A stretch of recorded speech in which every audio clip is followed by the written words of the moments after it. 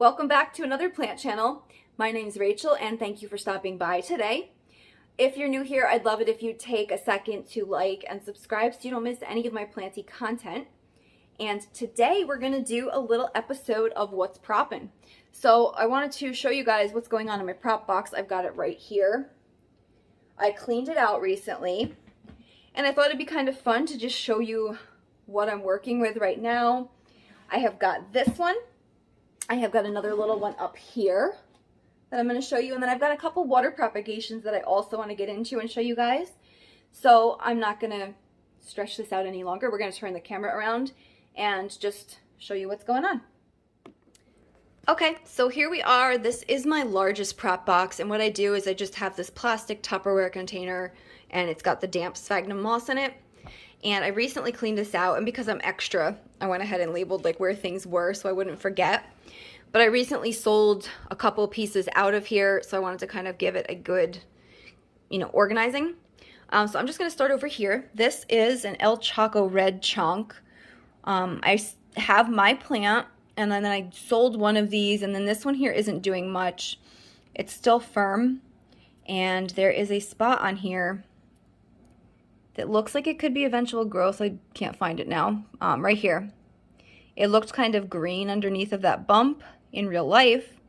So I'm just going to leave this in here and see what happens. And then right here I have an alocasia grown from a corm. I think this is a Maharani. I'm not positive. I mean, the leaf shape looks like it's going to be one of a Maharani. Right here, this is an Epipremnum amplissumum wet stick, and you can see it's finally starting to grow. Hasn't rooted yet. This has been in here for quite some time, so we'll see what happens. This little corm is my Alocasia longiloba, and I was very excited. It had started to grow a leaf, and then I missed a watering, and then the leaf shriveled up. So I popped it in here because the corm is still firm, and I'm thinking I can still grow something from it. Okay, going up here, this is a Trubii Moonlight wet stick, and recently I had to cut that plant apart a lot, and I had that piece, so I just threw that in there to kind of see how it would do, because I've never rooted any of that before. All right, let's see. In here, this is hard to see because it just kind of blends in, and I have to be very careful.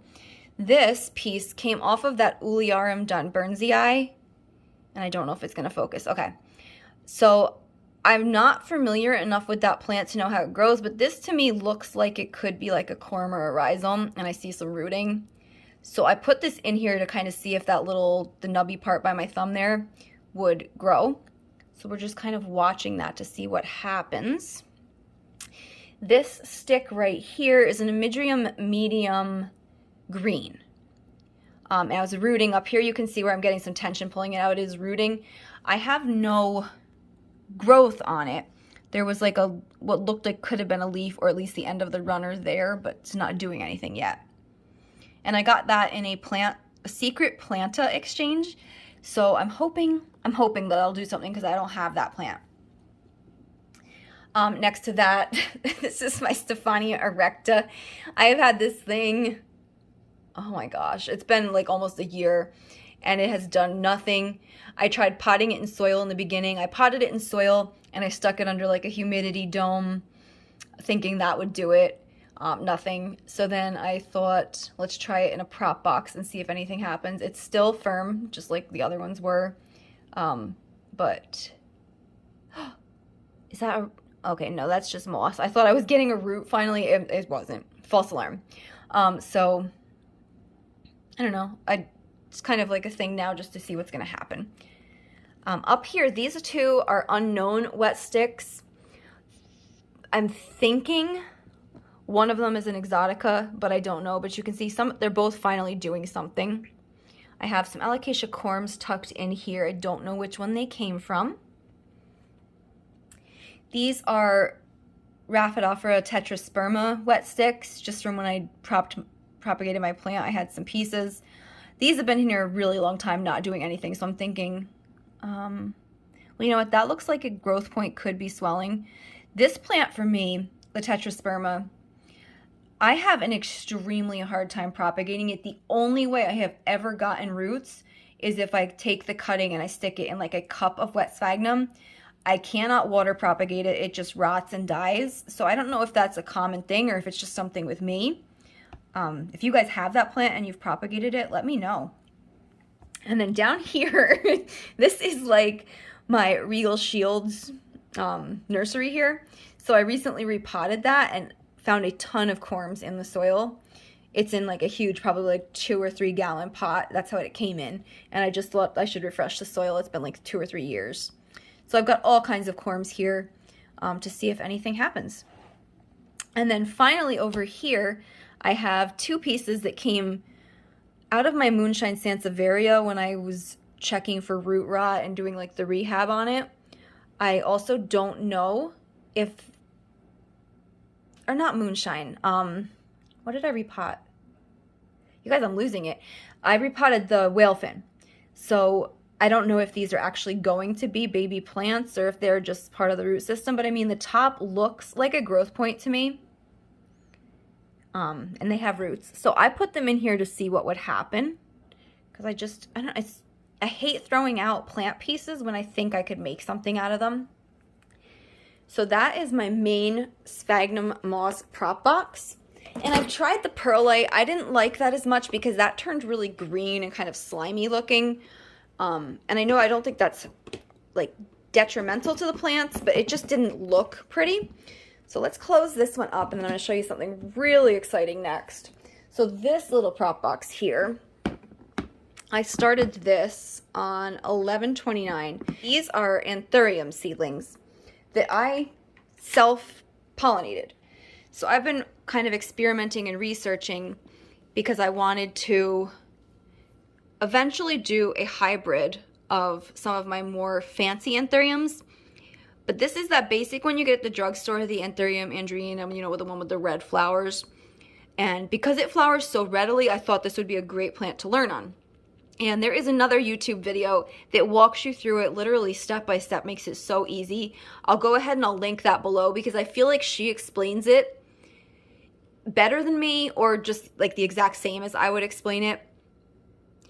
So basically just like a quick story on how it happens. The Anthurium flowers, they start out as female, which is they'll get like sticky residue or sticky droplets on that yellow part of the flower.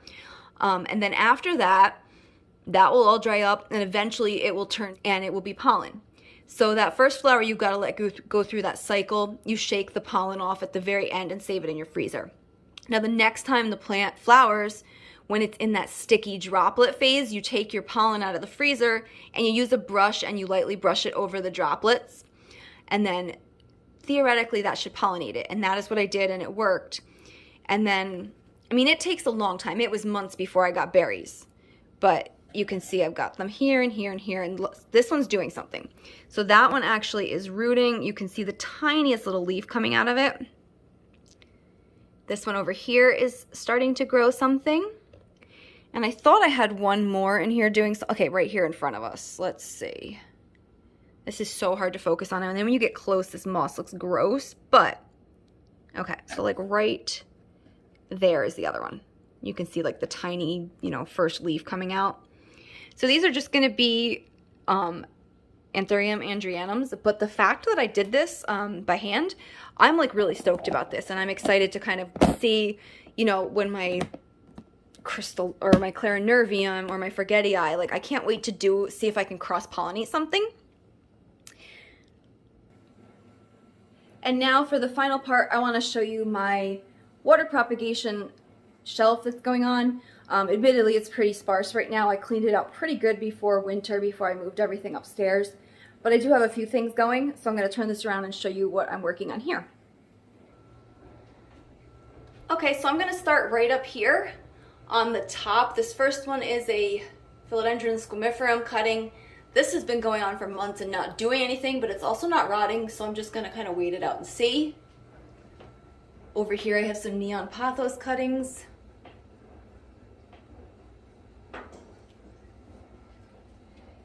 This is some more global green cuttings. Next to that, my Campo Sportuanum. This one grows really fast for me, so I'm constantly taking cuttings and putting them back in to make the plant fuller. This one here is another one from that Secret Planta. I believe it's a silvery am, but I have to go back and kind of check my app that I have all my stuff written in. But I think that's a silvery am, and that guy's getting very ready to pot up now. He's probably past the point. This here is my Macotis petola, and it was getting a little leggy in my terrarium, so I wanted to see how it would work if I chopped the top off, and it did. I don't know if you're gonna be able to see, but there is like one tiny root starting. No, it's not really visible. Okay, and then on the bottom shelf, I have this is the top cutting of my, the top cutting of my Philodendron tripartitum. And that one's already rooting. That one roots really easily. Next to that, I have my Epipremnum pinnatum variegata. This one is the first cutting I ever took of that plant, so I was very nervous. But you can see it's already starting to root, so nothing to worry about there. That looks like it'll turn out fine. This is my Syndapsis pictus argyrius. Just was getting kind of leggy. I'm trying to regrow it nice and full. So whenever the vines get super long, I cut pieces to fill back into the top. And then down here is just a varicosum cutting. This was just starting to get too tall and hitting the grow light above it, so I had to chop this off. I don't know if that leaf is actually going to come out and unfurl properly because it was in the middle of that when I cut it, but it is starting to root already. So this is another one that roots really easily for me, unlike the Rhaphidophora Tetrasperma. So I want to thank you guys for watching that video. If you liked it, don't forget to give me a thumbs up. If you have any questions about anything or about the process that I use, go ahead and leave them in the comment box and I'll get back to you. Thank you for watching, and I'll see you in the next video.